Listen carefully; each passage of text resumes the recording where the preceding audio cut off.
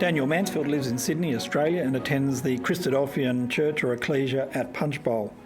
Daniel joins us today to share with us his very unusual and very interesting hobby of astrophotography.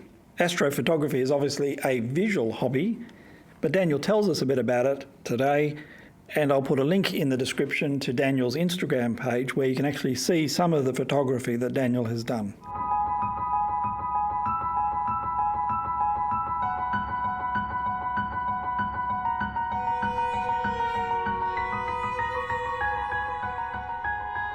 Daniel, thanks very much for joining Wilderness Conversations. Thanks so much for inviting me, Brother Steve. Before we get into your hobby, which is, I think, particularly interesting, tell us a little bit about yourself. So I am a Christadelphian born and raised. I was born into the Mansfield family by my lovely parents. Well, that's a big family. It is a big family, the Mansfields, by Mark and Kathy. And I grew up initially at Brother Steve's ecclesia at Riverwood, and then transferred over to Punchbowl, where I spent the last 20 years of my life. I have spent a lot of time with the CYC, the Christadelphian Young People at Sydney, and I'm part of their committees. And I now live in Sydney. I'm married to my lovely wife, Hannah Jamison, who's now Mansfield. And so it's been a very thrilling ride in the first 25 years of my life. That's great. And what do you do for a job? So I work with St Vincent's Health Australia, and basically I work as a quality and safety manager for them, which basically means I deal with all sorts of complaints in regards to patients and their healthcare, and also analysing any sort of incidents that happen to try and make the health service a little bit better. Okay, so you in at St Vincent's Darlinghurst? No, so actually I sometimes work remotely out at St Vincent's Darlinghurst, but I also work out at Parkley Correctional Centre, and I work quite closely with the correctional facility there. So what's the connection between the correctional centre and St Vincent's? Basically, the correctional centre is a private correctional centre, and they have outsourced their health resources to St Vincent's, and so St Vincent's has been contracted to provide the health resources at Parkley. And so basically we've got a crew of about 100 staff there who obviously the prisoners need healthcare, and we're the ones who basically provide the healthcare needs for them out there. Well, I've never been in jail. I'm fascinated to hear the real story. I've seen the movies. I probably don't believe the movies. What's it actually like there? Like, give me a story about one of your weird days. It's really something else. You sort of get used to it. Now it's just an everyday thing for me. But for me, an everyday would be I have to go through about 15 security gates to even get into prison. You've got to go through an airport scanner to scan you every morning. COVID was particularly difficult because you had to get tested every day as well, because they're a vulnerable population. Basically, it's divided into all these sectors, and we work right in the dead centre of the maximum security prison, and we provide healthcare services in there. Each day, we're surrounded by upwards of 1,000 criminals or prisoners, and basically what we do is we're right in the centre of the facility, and we get patients coming in all over with acute illnesses, and we have to manage them. So it gets very noisy, sometimes very smelly, because sometimes they don't like to shower, and they usually like to pull up a ruckus. So if you're in quality and incident management, are you also then kind of responsible for the care of the nurses and doctors there? Do you have that sort of responsibility? No, thankfully not. For the most part, the safety and security is done by the correctional officers, and so the only primary care that we provide is for the healthcare of the patients. And so I don't need to look after the nurses, the staff there. I just need to focus in on any incidents that occur, which far and few between, I'm sure you can imagine. Basically we have to look after them. Fascinating insights. What we particularly wanted to talk about today was your extremely interesting hobby. So I might let you describe what your hobby is, and I'm particularly interested also to understand how on earth you got into it. Of course. So my hobby is astrophotography, which basically means that I take pictures of the stars. I love looking up at space and getting out a telescope, and I look up to the stars quite often as I can, as often as there's a cloudless night and the moon's not too bright. Basically, my hobby kicked off in 2019, where my now wife, Hannah, she bought me my first telescope. And I'd always been interested in stars as a kid. I remember vividly in year 4, I was given this assignment where I had to talk about the planets. And basically, my teacher gave me free rein, and I ended up doing an hour and a half long talk speaking about the planets in year 4. It never really eventuated from there. I never got a telescope. I always enjoyed the stars, looking up at the stars, and always particularly make me feel close to God, because you can look up there and it's just endless, the stars up there. But it wasn't until 2019 that my wife, Hannah, bought me my telescope, and I thought, wow, this is amazing. It was just a small backyard hobby telescope. Took it out the first night, and I just was hooked instantly. I always wanted to keep diving in. I was spent every day getting home from work reading up about what is a telescope, how does it work, what can I look at. Within 2 weeks, Steve, I must confess, I was tempted, and I bought a new telescope completely within 2 weeks. And as you can imagine, that went down really well, trying to explain, this birthday present you've got, I've actually upgraded it already. Nice work. So Hannah took it really well, actually. She's now crediting, she was the one who instigated my hobby. And so I got a bigger and better telescope. And from there, I've been spending the last 5 years taking pictures of the sky, which is a whole complex art in itself. But it never ceases to amaze me about the wonders of space. Perhaps start by telling us a little bit about telescopes, because you mentioned you had one for 2 weeks and you needed another one. I sort of know what a basic telescope is, but to me a telescope's a telescope. How was the second one any better than the first one? So basically, you've got to go right back to the beginning of telescopes, where basically the first telescope to be made, we believe, was attributed to Galileo. He created the first telescope, and he actually gifted it to the King of Portugal at the time. And obviously they use it a lot for seafaring, but also to look at the stars. His telescope was what's called a refractor telescope, and those are the ones you see in pirate movies, which they extend out, and they're made with 2 bits of curved glass, and the curved glass gives you a pretty picturesque view of what you're looking at, whether it's at the sea or looking at the night sky. But at the same time, almost simultaneously, our friend Isaac Newton was also creating a telescope, and he made a telescope called the reflector telescope. And instead of using curved glass, he used curved mirrors. And so you've got 2 different types of telescopes, both with pros and cons to each. The refractor telescope, Galileo's telescope, the one that we're usually familiar with, gives you a lot more of a clearer view of space, but it's a lot more heavy, and it's a bit more cumbersome, and it's very expensive to make this glass. On the other hand, Isaac Newton's telescope was a curved mirror. It was a bit more easy to put together, but it was much less portable because it was so big and it required consistent calibration to it. So basically, those are the 2 telescopes. And I went from the first telescope, the refractor telescope, to a reflector telescope. And the reflector telescope was a lot bigger. And the bigger the lens is, whether it's glass or a mirror, the more light you get in and the more you can see. So that's the basics of telescopes. And how do you hook a camera up to it? Has it got like a connector? Yeah, so there's a little connecting, basically there's a connector to it, and you can either put on your normal camera, so a DSLR camera that you might have around home. There are also specialized cameras as well. The biggest problem with cameras being attached to telescopes is they get quite hot because you have to leave the lens open for a long time whilst it's looking at the night sky, because it's pretty black up there and you need as much light to enter into the camera as possible. That gets the camera incredibly hot. So they've got these specialized cameras which have big fans attached to them, which keep them cool during the night. So, do you have such a camera? I do, only just recently though. I held off for 5 years before investing in one of these cameras. Sounds expensive. It is an expensive hobby, but it's one of those things that they do keep their value over time. They don't sort of deteriorate because you're only putting it outside. It's not like a car that will deteriorate. I know you don't have one, but how does a radio telescope work, and what's the difference there? You're asking me a hard question, Brother Steve. As far as I'm aware, and don't quote me on this. Basically, radio telescopes, they use ultraviolet radio waves which enter into space. It's very similar to the new one that your listeners may have heard recently has gone up, the James Webb Space Telescope.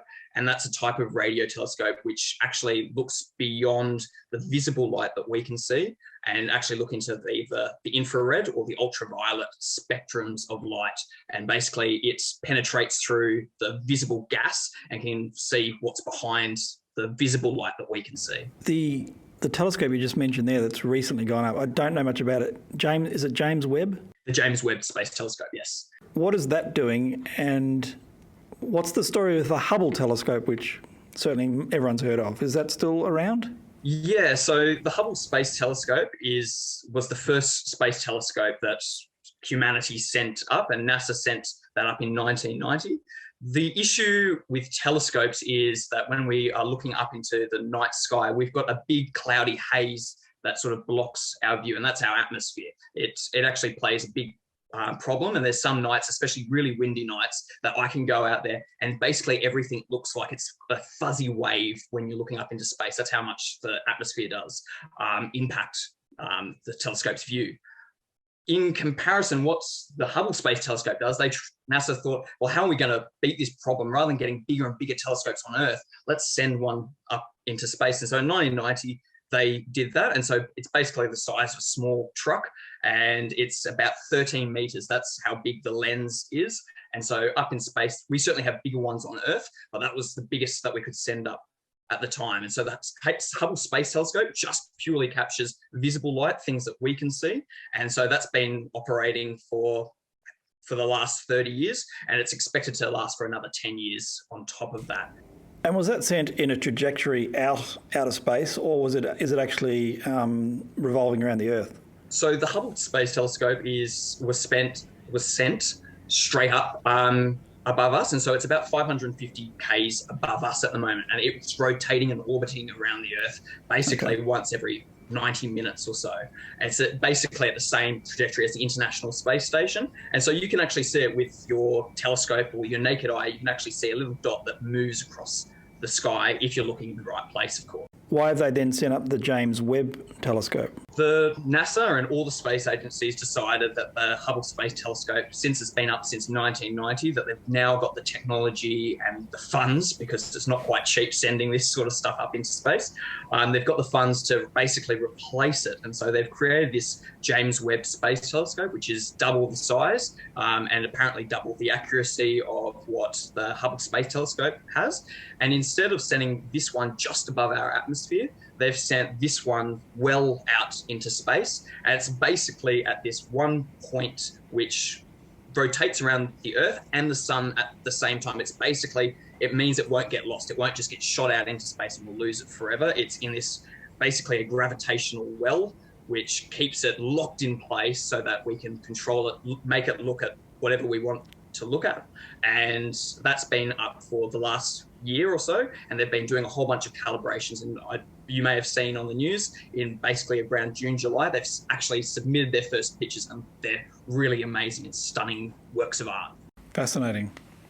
Well, getting back to sort of the more here and now and the affordable ones which you've got, what are some of the things you've learned, or how do you approach your hobby? Because I've got a feeling that once you've looked up in the sky, once you've had a telescope for a couple of days, that'd be about it. You'd think so, but the space never ceases to amaze you, because when you're visually looking, and that was sort of my journey. Initially, it was just visually. I would just take the telescope outside, would look and visually see the moon or see the planets or see some of the stars. But you do kind of get bored of that. But as you start to open up the world of imaging and looking into astrophotography, there are literally millions of these little objects, colourful objects, that you can take pictures of. And some of those objects are called nebula. Nebula is basically a gas in space which has been lit up, and it's all these beautiful colours. There are other things like supernovas. You can take pictures of all these galaxies. And so with greater time spent out there, the more detailed. So usually in one of my sessions, I'll be out there for about 3 hours taking one long picture of, lots of small pictures. So what you're saying, if I'm understanding you correctly, if you look into the telescope, you won't see something. But because your camera is open for a couple of hours, it's picking up all this, a little bit of light over a period of time. So it will see something and record it as an image that you cannot see with your eye.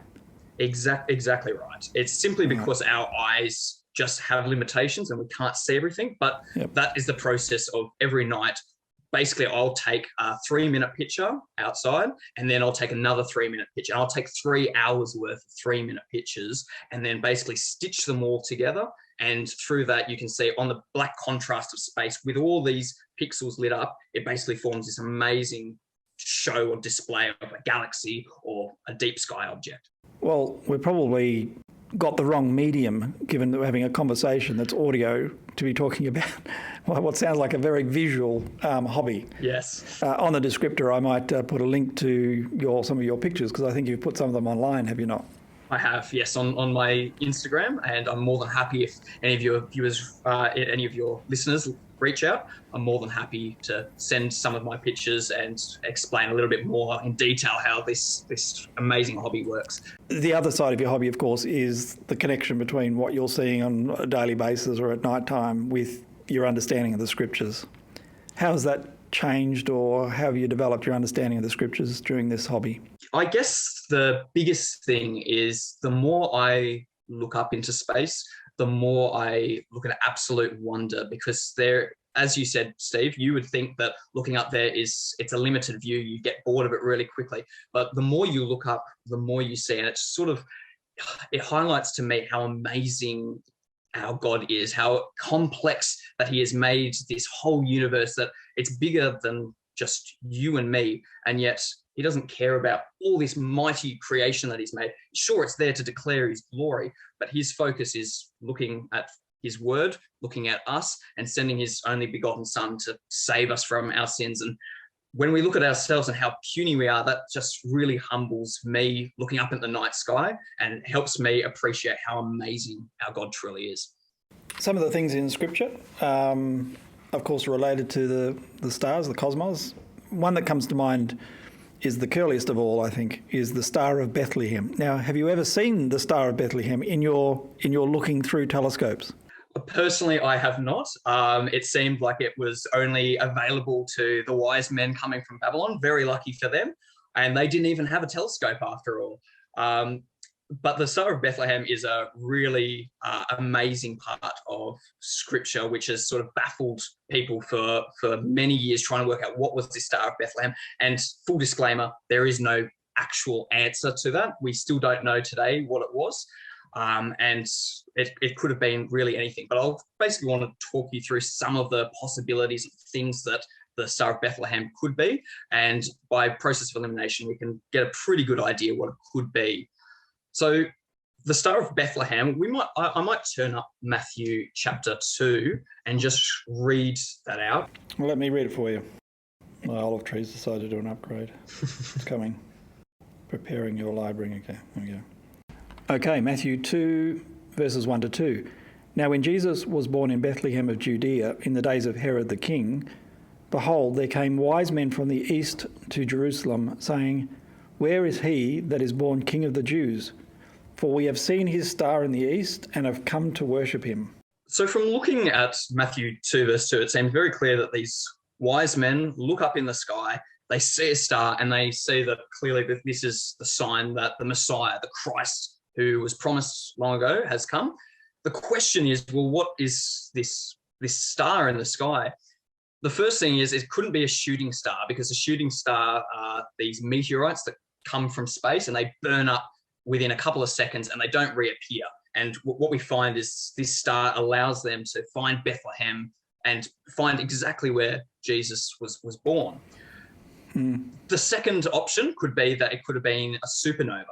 Now, what is a supernova, you might be asking? Well, basically, it is this observable thing. It's the death of a star, where a big star explodes in the night sky, and because of the explosion, it leaves a huge mark in the night sky. And we've seen quite a few of them. There hasn't been an obvious one in your or my lifetime Brother Steve, but there was one in about the 11th century AD, and it was so bright it basically lit up the sky. You could see it in the daytime for about 3 weeks. That's how bright it was.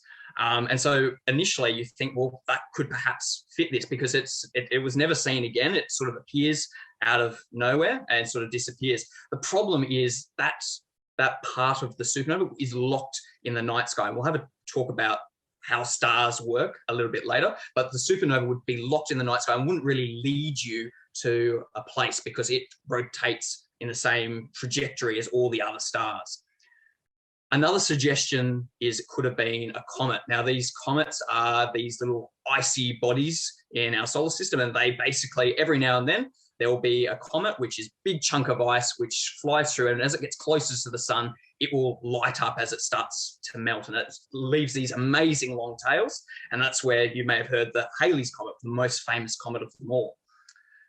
The problem with a comet is that the ancient civilizations loved comets, and there would more than certainly have been a documented evidence that there was a comet during this time. And around the birth of Christ, there's no comets recorded, which leads us to one final suggestion. And I think this is probably our best suggestion so far, our best guess of what could have happened, is that 2 of the planets are basically lined up in the sky and on top of each other would have become very bright for a short period of time.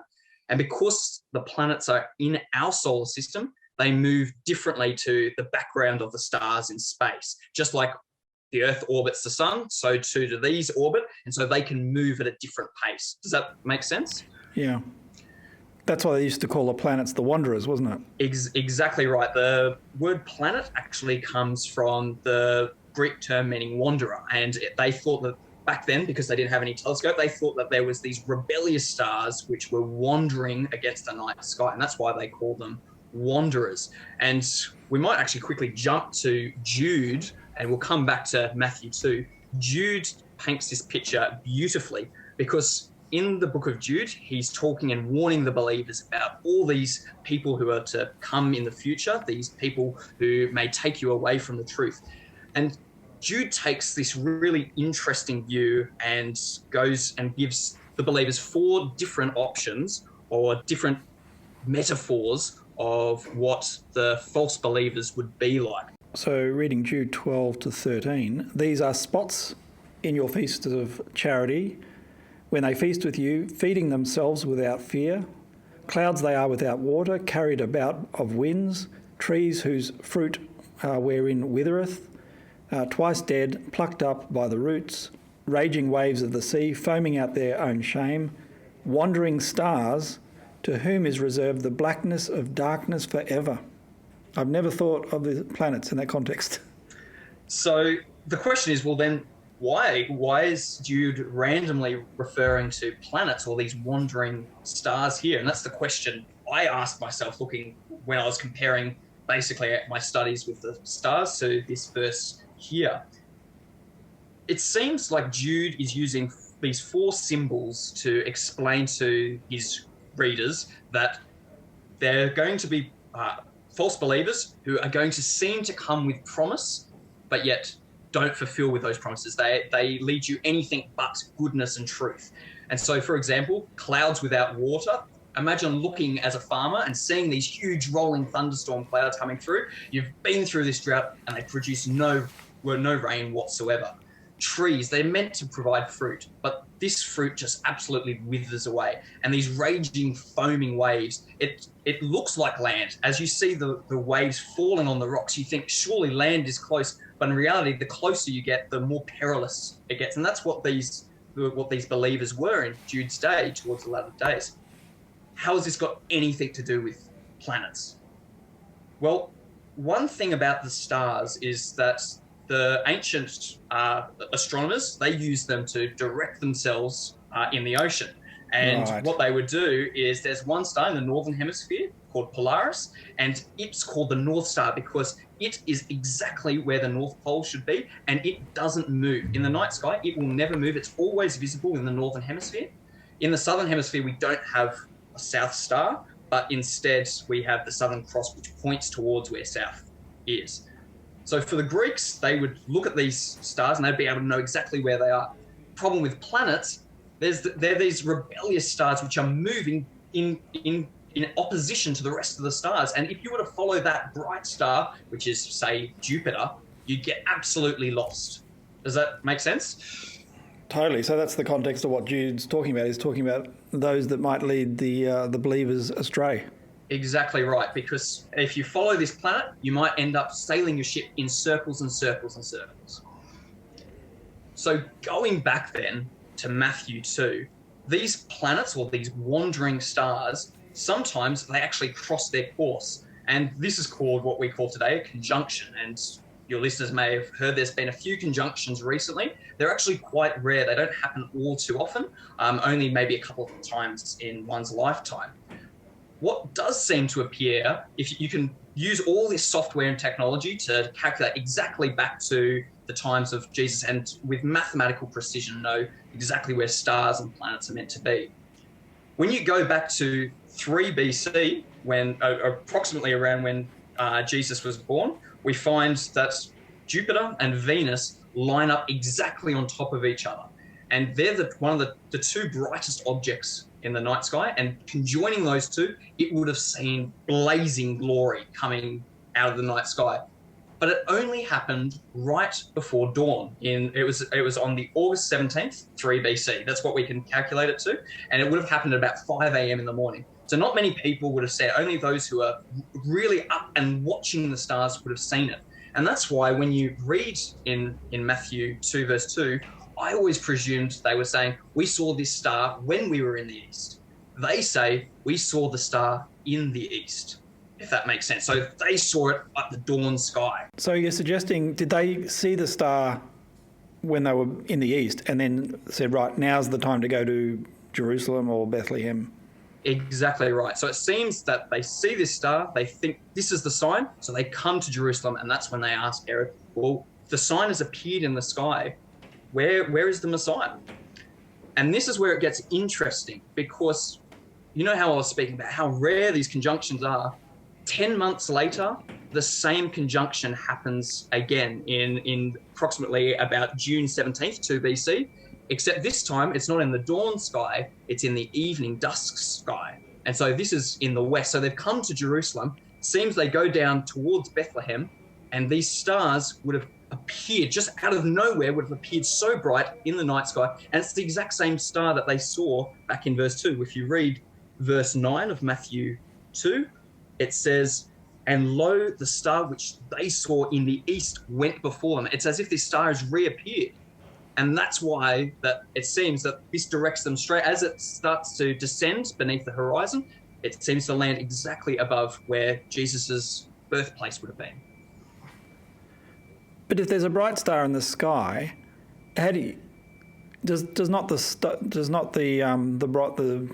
planet we're talking about now, wouldn't that move as you move across the land, or would it actually tend to appear over a place? So the planets orbit at the same rate as Earth. It's very slow. It's a very slow. So to us, we don't. If we were to look at a planet tonight, it seems locked in place. We check it 2 nights later, and it's moved quite a fair bit. So if you were to compare it to these wise men who have come down on that same day, they're traveling down to Bethlehem because Bethlehem's in a same day journey from Jerusalem. It would have appeared these 2 planets conjoin, huge bright light, and so as they're walking, it would have stayed locked in place for a couple of hours, sets beneath the horizon, and then the next night they're in 2 different places. And so that's why there's no other record in history. That's why there's such a big mystery about this Star of Bethlehem. This is just a suggestion, of course, but it seems a fairly logical one. Certainly an interesting idea. The idea of stars obviously goes back to creation, but Abraham comes to mind because stars were used to represent his seed. And I always wonder what the stars would have looked like to Abraham, being in a world where there was no electricity, no artificial light. He was probably, I imagine people in those days would have woken up with the sun and gone to sleep when the sun went down. And so their eyes would have, I suspect, I don't know, but I suspect their eyes would have been able to see stars way better than we can. both for the reason of the fact that they'd never subjected their eyes to screens and all the things that we do, and there's no artificial light in the earth. It would have been an absolutely spectacular sight for Abraham. I envy the night sky that both Abraham and David would have seen all those years ago, because everything would have seemed so much brighter. You would have seen so many more stars. Living in Sydney, you can see maybe a dozen worth of stars, but when you get out into the back west country of New South Wales, would have been very similar to what Abraham would have seen. Still not quite the same, because any sort of light pollution does sort of pollute the sky. And all the stuff we've pumped into the atmosphere over the years, it's got to have made a difference. Exactly right. And for Abraham looking up and hearing that promise that your seed are going to be like the stars of heaven would be phenomenal, really. Looking at some of my night sky pictures that I've taken, it's amazing to see how many stars. And obviously the question is, well, then how many stars could you and I see if we go out there on the night sky? Unfortunately, the answer is quite disappointing. If we were to look out on a clear night in perfect weather, we would only see about 6,000 stars at any given point. The problem is, as we're looking at those stars, or the fascinating part of it, the fascinating part of this is instead looking at the night sky, and you start seeing these little blobs in space. Those little blobs, one of them is called the Andromeda Galaxy, and in that there's 2 million stars just in this little blob. It doesn't look like a star, it looks like a fuzzy bit of the night sky. There's some of the things that your listeners could probably look up. There's one called the Omega Centauri, and that's one of the biggest globular cluster. It's basically a big lump of stars all in a circular shape in the night sky, and it's right near our in our southern hemisphere, right near the Southern Cross. Inside that, there's anywhere upwards of 50 billion stars all locked into this one place. And so although Abraham may have only been able to see 6,000, as he looks deeper and deeper, he would find that there's all these fuzzy points, and these fuzzy points harness these huge, unfathomable amount of stars, which are truly uncountable. Even today, with all our modern technology, even the computers can't count every single pixel, because they all just blur together in the glory and majesty of our Father in heaven. I've had the experience where, and it's a bit like what you're saying with your camera, on a much lesser scale, obviously, is when you look into the sky and you think, oh, there's the stars, and you focus on one little black spot. As your eyes sort of focus in on it, you actually see there's more stars within the black spots. Obviously, our eyes are limited, but I've definitely had that experience. Exactly right. It's funny that you mentioned that, because they did the same thing with the Hubble Space Telescope.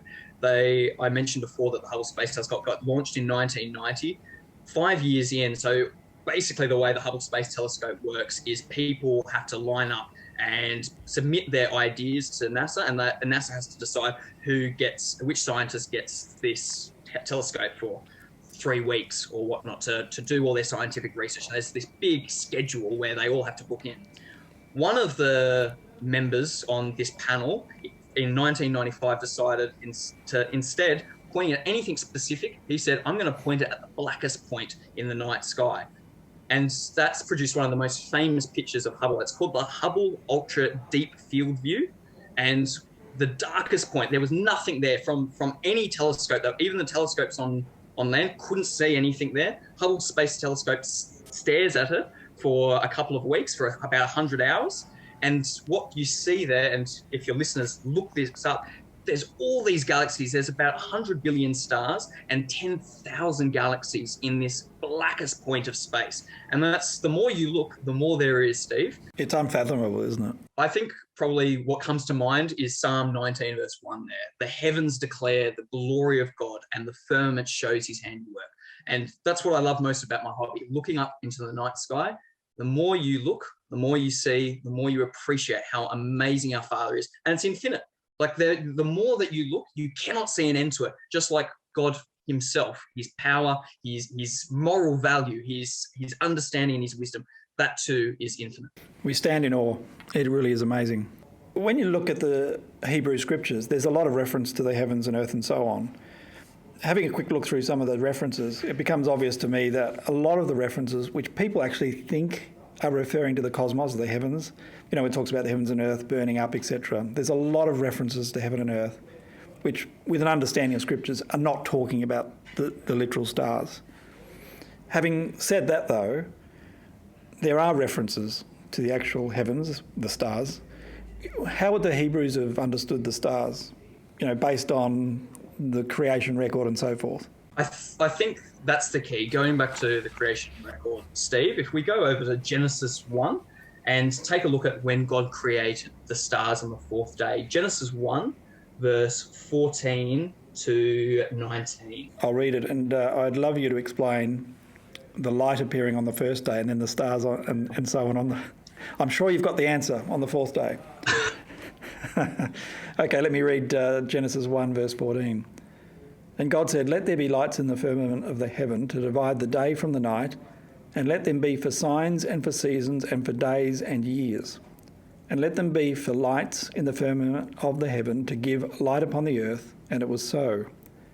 And God made two great lights, the greater light to rule the day, and the lesser to rule the night.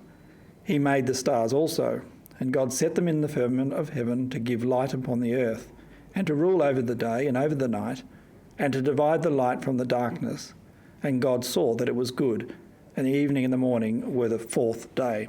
I think this is the key to understanding why God created the stars of heaven. This is what makes me wonder so much. In verse 14, God isn't saying, "I've created the stars so that all mankind can worship me and so they can see how amazing I am."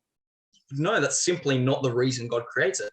He instead creates them to be for signs, for seasons, for days, and for years. And so it seems that God has created all of this for us, to help us to tell time, as we mentioned before, to basically tell direction.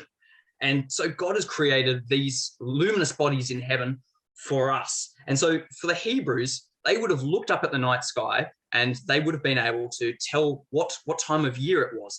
They can use the sun to know exactly when it's time to wake up, when it's time to go to bed. They can use the moon to tell the months. And that's what's so fascinating. And so to answer your question, the Jews would have looked up at the night sky as this amazing Rolex watch that they could have used at any given time to know exactly what time of year it was. So from verse 14, we say that let them be for signs and for seasons. Now, perhaps you're familiar with the zodiac, Steve, and taking a look at all the Greek signs that you are. What sign are you, apparently? I'm an Aries. I don't know much about it, I've got to admit. An Aries? I myself am an Aquarius, and that's because I'm born between the time of February. And the way that the zodiac worked was the Greeks were familiar with it. They would look up at the night sky, they would see the sun set. And as soon as they saw the sun set, the constellation right above the sun was the time of year it was. They knew exactly that for me, in February, right above the sun setting would be the Aquarius constellation. And so in the same way, they would know exactly what time of year it was. And there would be 12 of these constellations spanning about a month each. And it would seem that the sun passes through each and every single one of them. They're not the brightest constellations, but they're the constellations which the sun goes through, and they're able to tell time. And that's how the beginnings of a calendar came about. I always wondered why they picked these random stars out and made them something. So this was their original calendar. And in the same way as the Greeks used the zodiac, well, the Jews actually used it a very equivalent matter, and that was called the Mazzaroth. And we can see that in Job 38, verse 31 to 33. Job 38. Verse 31 to 33. Where Job says, "Canst thou bind the sweet influences of Pleiades, or loose the bands of Orion? Canst thou bring forth Mazzaroth in his season, or canst thou guide Arterius with his sons? Knowest thou the ordinances of heaven? Canst thou set up dominion thereof in the earth?" I guess, etc. Exactly right. And that's God speaking to Job and saying, well, look at all these things that I've made. And you notice there, canst thou bring forth the Mazzaroth in his season? This Mazzaroth is the equivalent to the Greek zodiac. And the Jews would look up at the night sky, see these constellations. They weren't Aries or Pisces or Aquarius. Instead, they were the Jewish equivalents, and that's how they were able to tell their months. And what's amazing is that God creates these stars in the heaven, and the Jews basically create a calendar of it. And they use both a solar and a lunar calendar to create perhaps one of the most accurate calendars in the ancient world. Now, the Hebrews would use the solar aspect of it. They would obviously use the sun. 24 hours they would know is a day. And they would also use, as aforementioned, the sun in the position of the stars. They would know exactly what month it was, and they would know when winter was approaching based off the constellation. For months, however, they would use the moon. And the moon, as you might know, it rotates between a full moon, which is at its brightest point, and then a new moon at its darkest point. And between a moon going from a new moon, dark, to full moon, light, to dark moon again, that would take about 29 and a half days. And because it's 29 and a half days, you basically get the months where in the Hebrew calendar, 1 month would be 29 days and the second month would be 30 days. And they would basically alternate. And that was how they make a month. The problem is if you get to the end of the year and you're about 10 days short of a solar year of 365 days.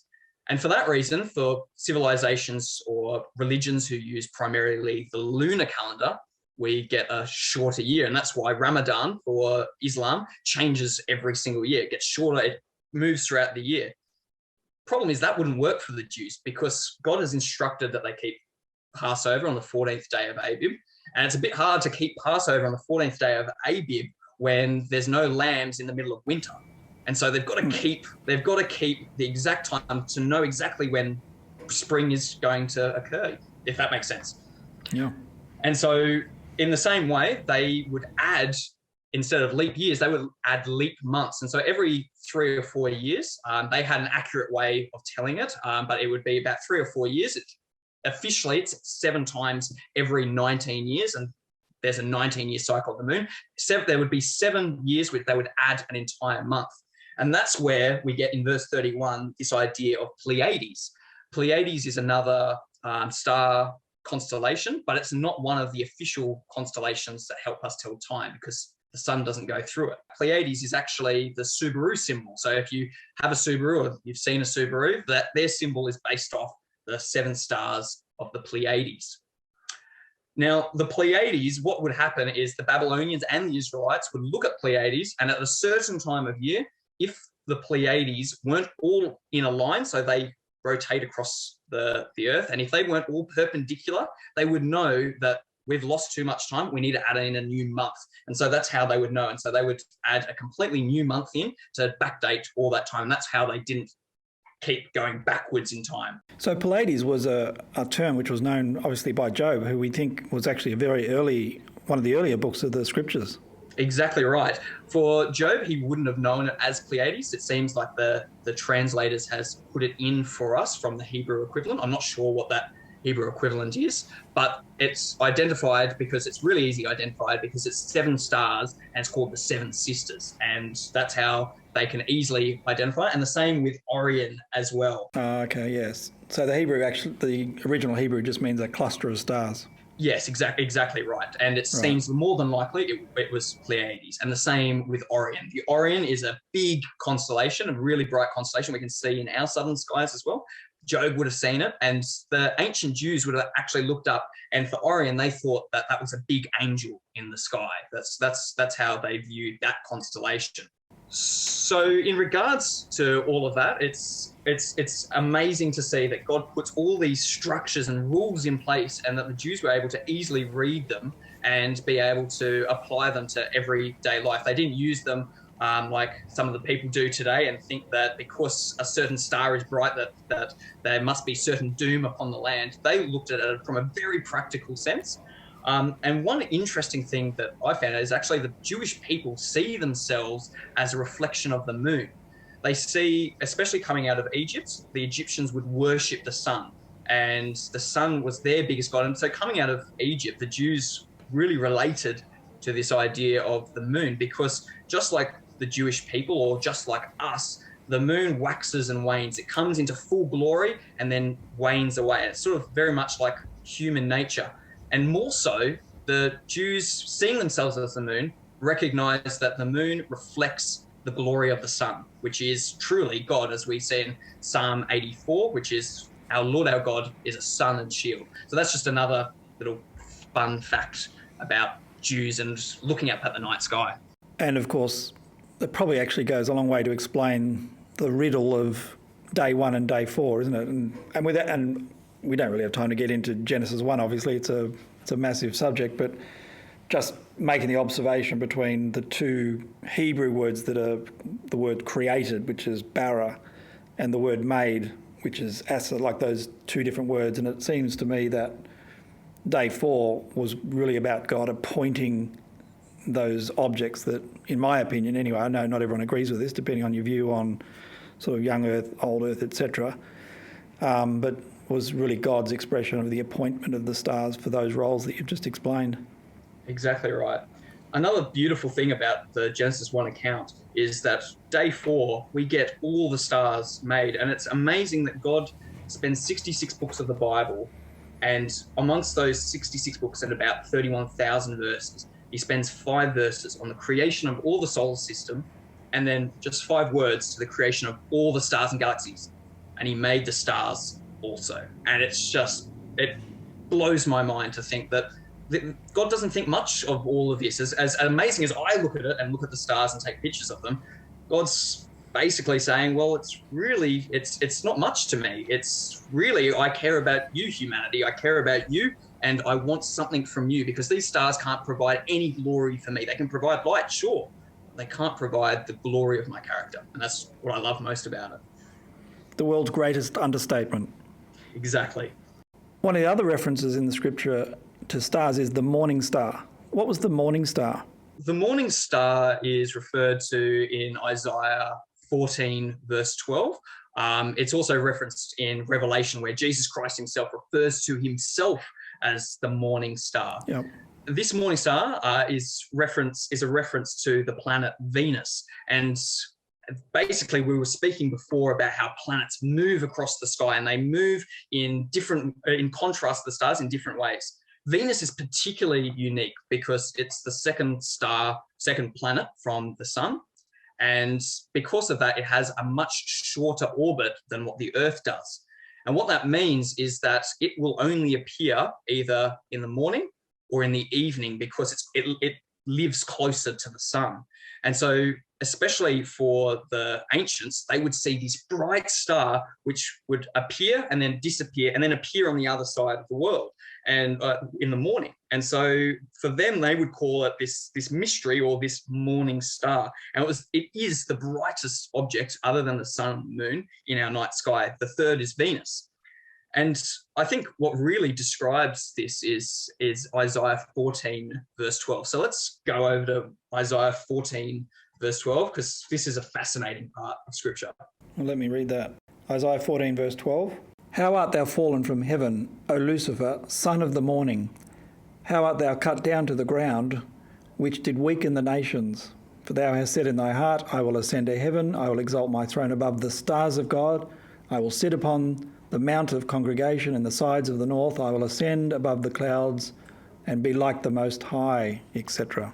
This is truly fascinating, because if you've got a King James version, the old thick Bibles, you can see in the margin it says, "O Lucifer." Lucifer means day star.